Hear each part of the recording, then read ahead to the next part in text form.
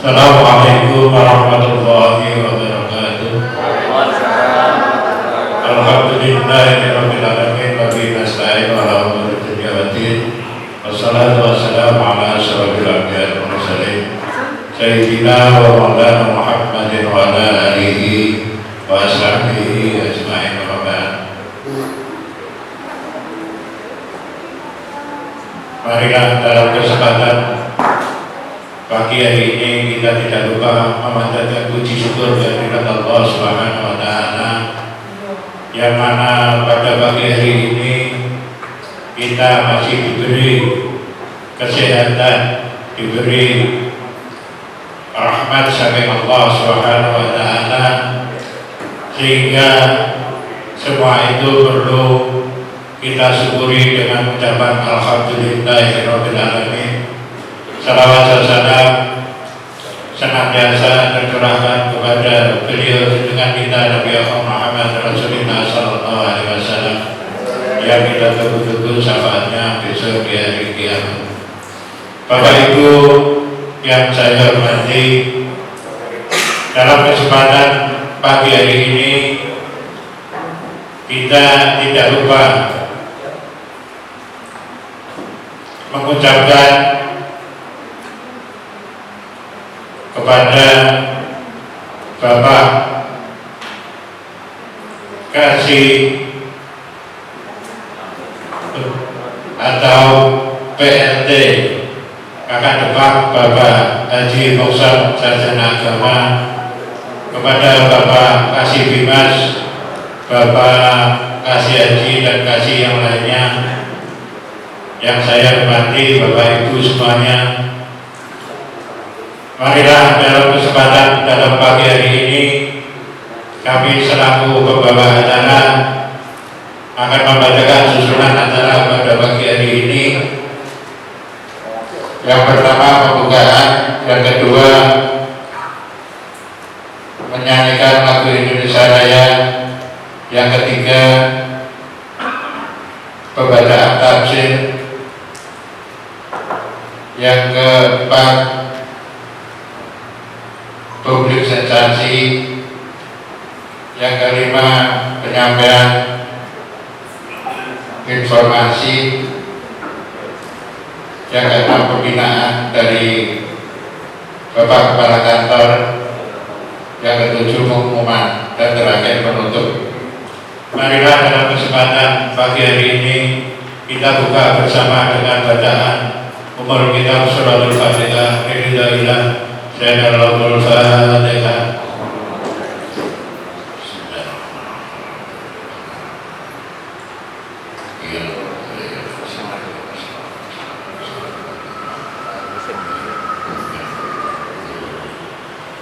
Acara yang selanjutnya adalah menyanyikan lagu Indonesia Raya yang akan dipimpin Bapak Hatta Kelana Haji. Waktu dan tempat kami aturkan, hadirin dimohon untuk berdiri.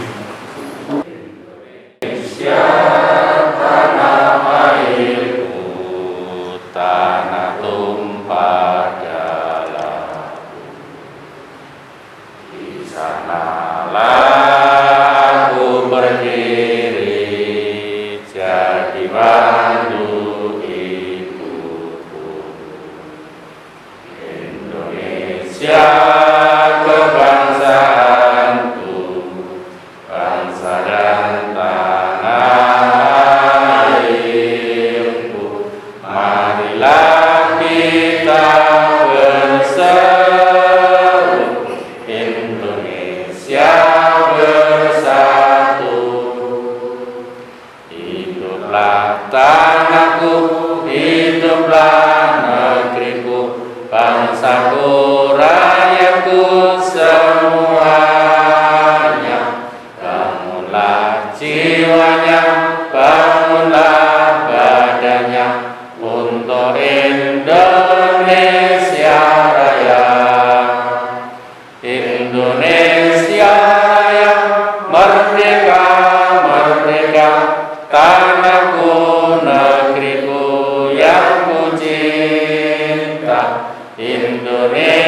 Indonesia Raya, merdeka, merdeka, hiduplah Indonesia Raya. Indonesia Raya, merdeka, merdeka, tanahku, negeriku yang ku cinta. Indonesia Raya, merdeka, merdeka, hiduplah Indonesia Raya. Assalamualaikum warahmatullahi wabarakatuh. Alhamdulillah, bismillah, alhamdulillah, wassalatu wassalamu ala rasulillah Sayyidina Muhammad ibn Abdillah wa ala alihi wa ashabihi wa mawala wa la hawla wa la quwwata illa billah amma ba'du.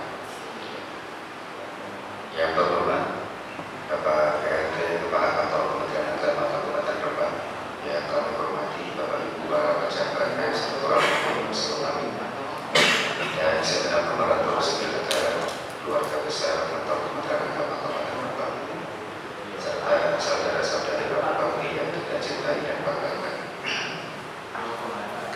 Marilah kita panjatkan puji dan syukur kehadirat Allah Subhanahu wa taala bi qaulina alhamdulillah wa syukrul ala ni'matillah yang telah melimpahkan rahmat, hidayah, inayah dan barokahnya kepada kita sehingga sampai pada pagi hari ini kita masih diberikan kesempatan untuk berwajah di forum yang insyaallah sangat mubarak ini dalam keadaan sebuah wafat.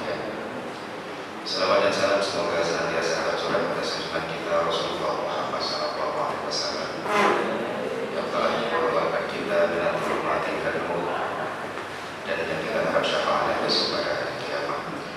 Bapak Ibu dan saudara-saudari yang senantiasa dirahmati oleh Allah, pada kesempatan pagi hari ini saya ditugasi untuk mewakili Bapak Kepala Seksi Pendidikan Madrasah untuk membacakan tafsir Al-Quran surah Al-Balad ayat 11 sampai dengan 18, karena pada waktu yang bersamaan saat ini beliau sedang melaksanakan tugas kedinasan yang lain di madrasah. Baiknya untuk efisiensi waktu akan langsung saya bacakan.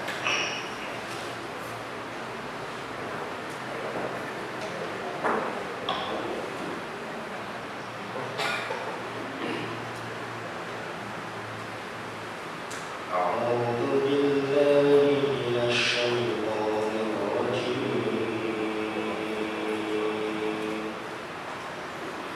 Bismillahirrahmanirrahim.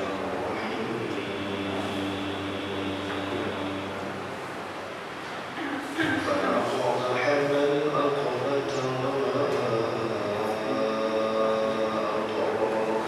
الْعَقَبَةُ فَكُّ رَقَبَةٍ أَوْ إِطْعَامٌ فِي يَوْمٍ ذِي مَسْغَبَةٍ يَتِيمًا ذَا مَقْرَبَةٍ أَوْ مِسْكِينًا ذَا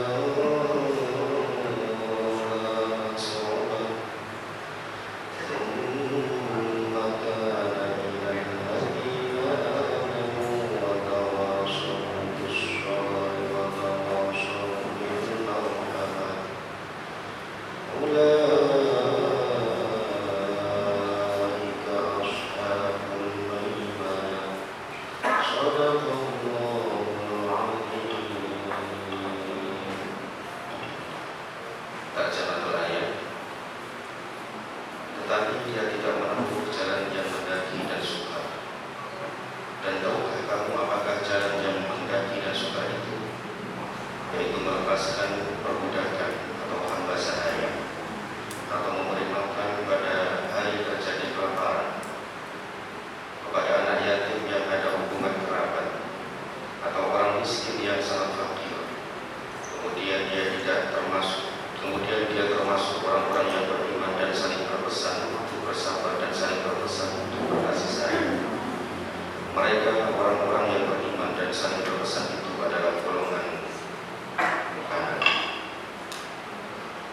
Relatiful kalimat atau kosakata. Satu, kata al-aqabah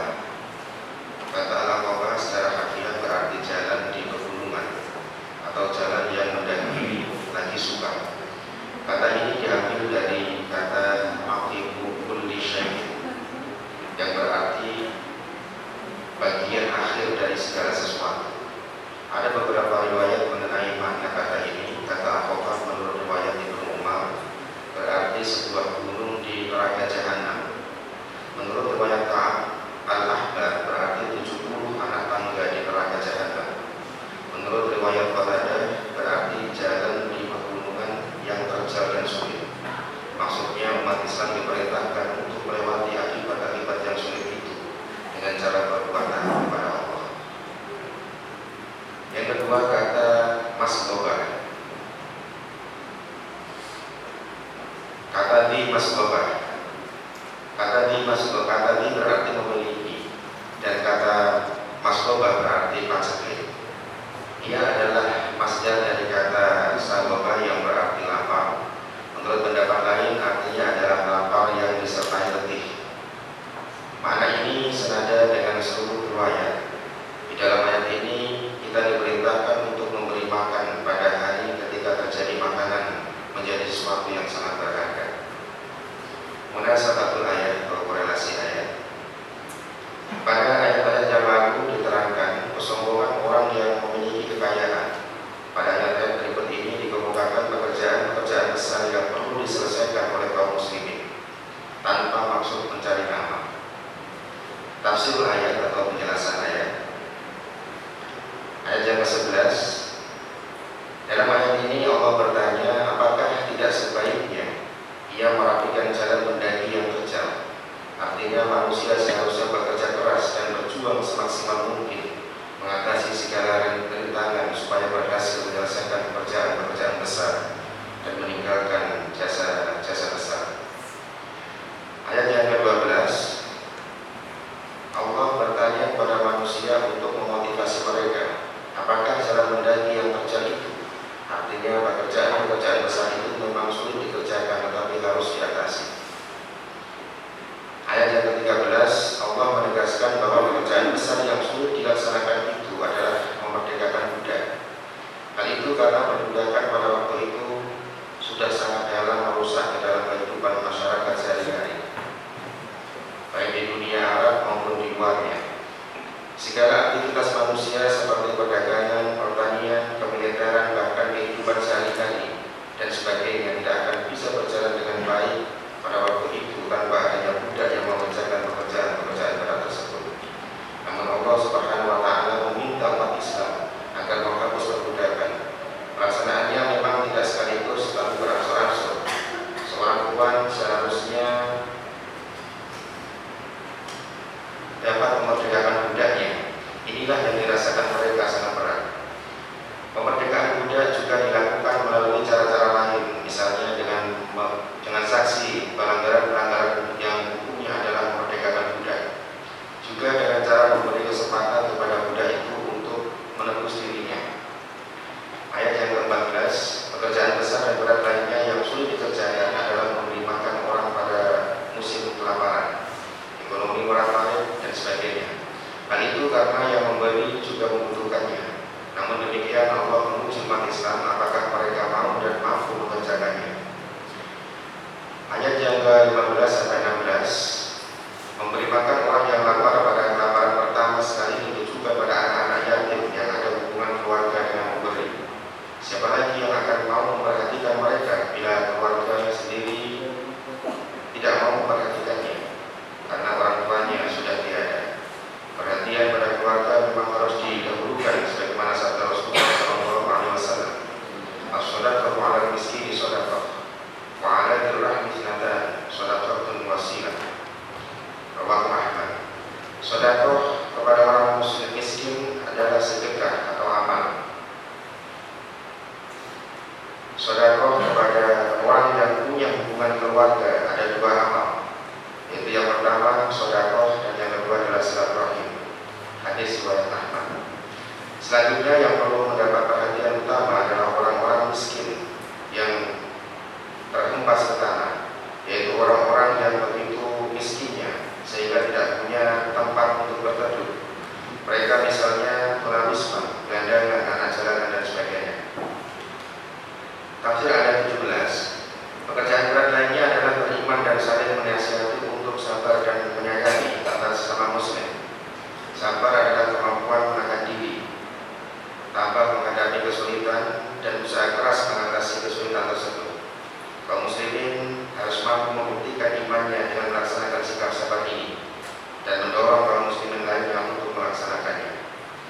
Juga yang berat melaksanakannya adalah menyayangi orang lain seperti menyayangi diri sendiri atau keluarga sendiri. Akan tetapi umat Islam harus mampu membuktikan imannya dengan melaksanakan sikap saling menyayangi itu, sebagaimana diperintahkan oleh Rasulullah. Ar-Rahimuna yarhamkumur Rahman, irhamu man fil ardi yarhamkum man fis sama. Rawahu Tirmidzi. Orang yang penyayang disayang oleh yang Maha Penyayang. Sayangilah orang yang ada di bumi, maka yang ada di langit akan menyayangi kalian. Hadis riwayat Tirmidzi. Tafsir ayat ke-18, kaum muslimin yang berhasil melaksanakan pekerjaan-pekerjaan sudah di atas digolongkan sebagai golongan kanan.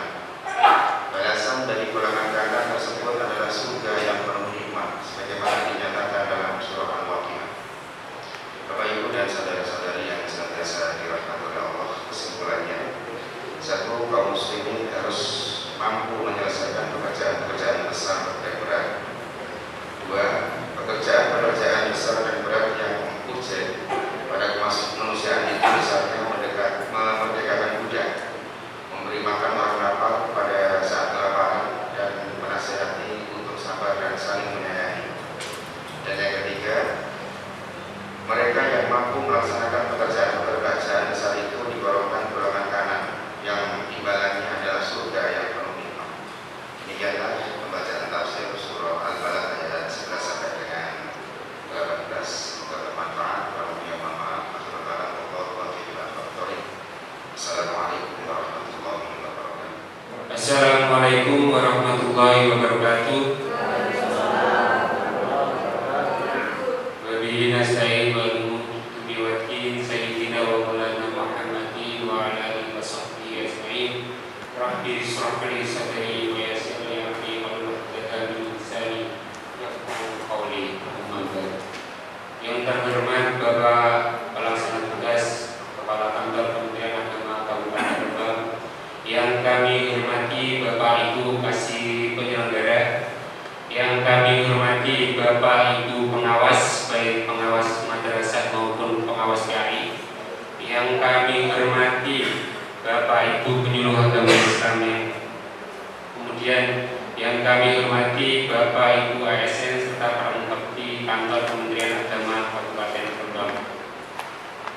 Pertama-tama marilah kita panjatkan puji syukur kehadirat Allah Subhanahu wa taala, di mana kita masih dipertemukan di aula ini dalam kondisi sehat walafiat. Salawat serta salam tidak lupa kita aturkan junjungan kita Nabi besar Muhammad sallallahu alaihi wasallam yang kita nantikan syafaatnya di yaumil akhir.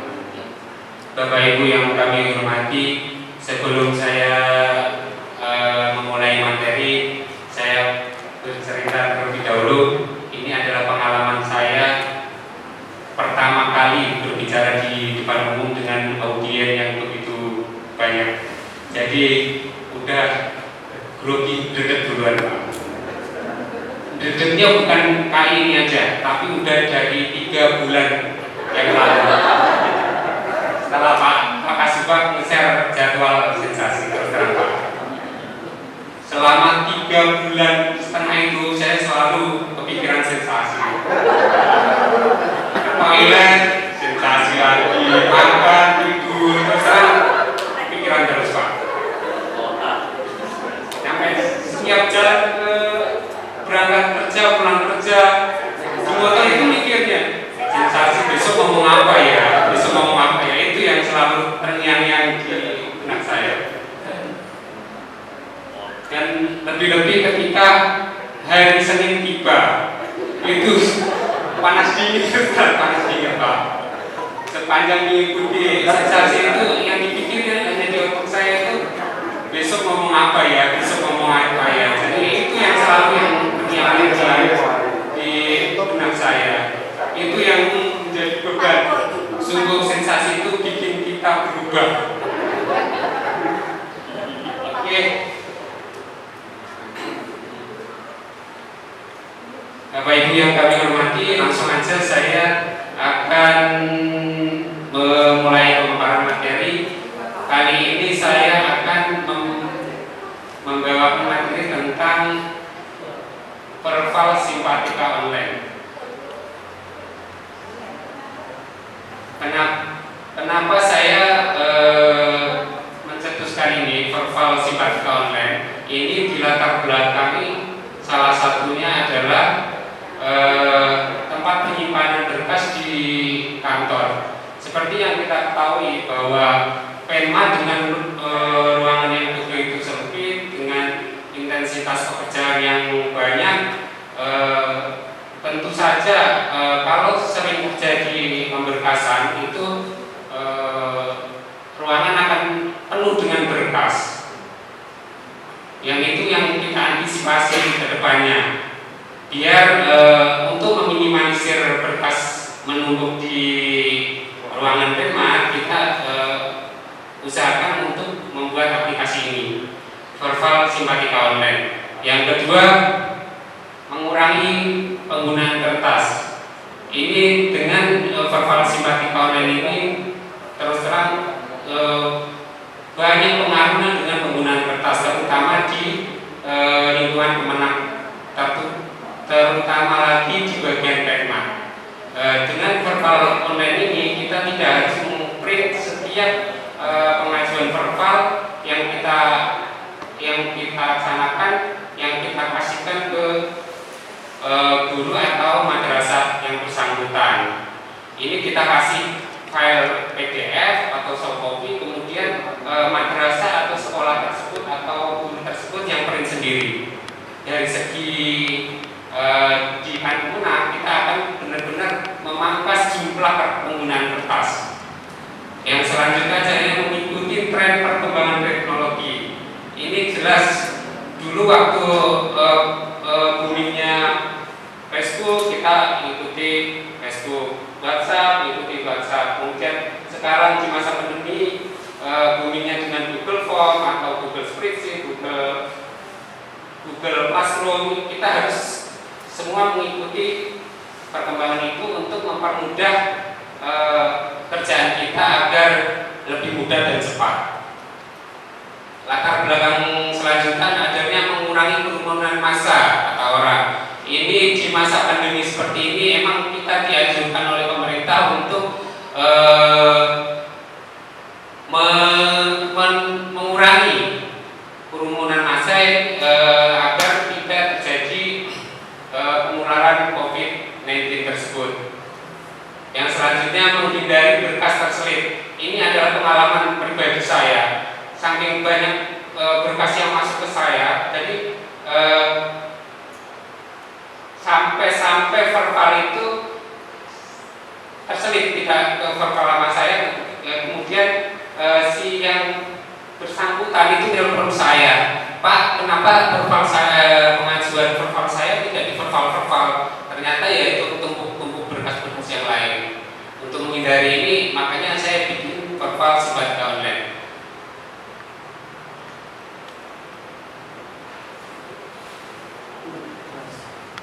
Bapak Ibu yang kami hormati, kelebihan dari Perval Simpatika Online ini adalah satu, mengurangi kontak langsung dengan stakeholder. Ini semangat pelayanan pemerintah ke depan agar semua pelayanan itu bisa dilakukan online untuk menghindari selain tatap muka. Kemudian kalau semakin banyak kita ketemu kontak dengan stakeholder, bisa jadi deal-deal akan terjadi deal-deal atau pemberian gratifikasi tersebut. Kedua, efisien waktu dan biaya. Ini kenapa saya bilang efisien waktu dan biaya? Coba bayangkan kalau teman-teman madrasah, teman-teman operator simpatika atau guru dari Saran atau Peragan, berapa biaya yang dikeluarkan untuk menuju ke kantor kita. Kemudian berapa bensin yang dikeluarkan untuk ke kantor. Itu yang jadi pemikiran saya untuk mengefisiensi biaya tersebut. Dengan cara online kita bisa kerja tetap jalan, semua lancar, biaya berkurang. Oke, selanjutnya adalah menghindari berkas kelewat di verbal karena berkas sering, yaitu tadi di ini salah satu jadi di latar belakang kemudian jadi salah satu kelebihan dengan verbal simpatika online ini kita tinggal checklist di Google Form kita yang udah di verbal mana kasih warna, yang udah di verbal yang belum mana kita bisa ngecek dan insya Allah tidak akan terselip. Oke, selanjutnya mengurangi kerumunan PTSP ya, tadi yang di awal jadi latar belakang dengan verbal simpatika online ini mengurangi bak kunci kerjaan, bak kunci. Jadi di depan tidak banyak banget ketika pemberkasan sertifikasi, pemberkasan insentif atau pemberkasan yang lain ini sangat membantu bagian PTSP untuk mengurangi kerjaan. Yang kelima, pelanggan guru dapat cepat mengetahui hasil verbal. Ini dengan sekali kita masuk Google Form nanti dapat tanda terima berkas, kemudian setelah saya verbal kemudian dapat mengakses hasil verbalnya itu langsung bisa di-download di HP.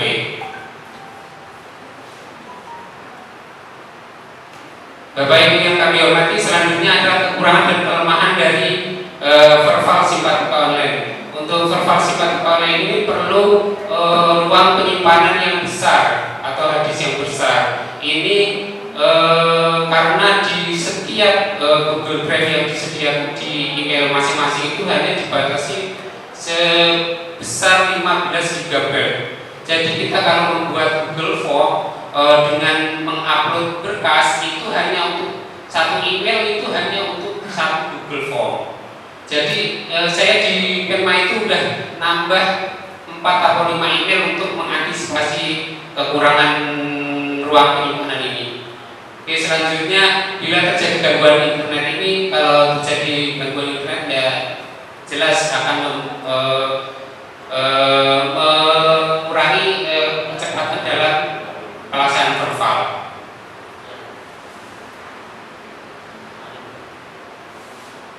Ini beberapa kejadian yang saya temukan ketika teman-teman operator di madrasah menginput simpatika itu kadang kurang teliti. Kurang telitinya kenapa?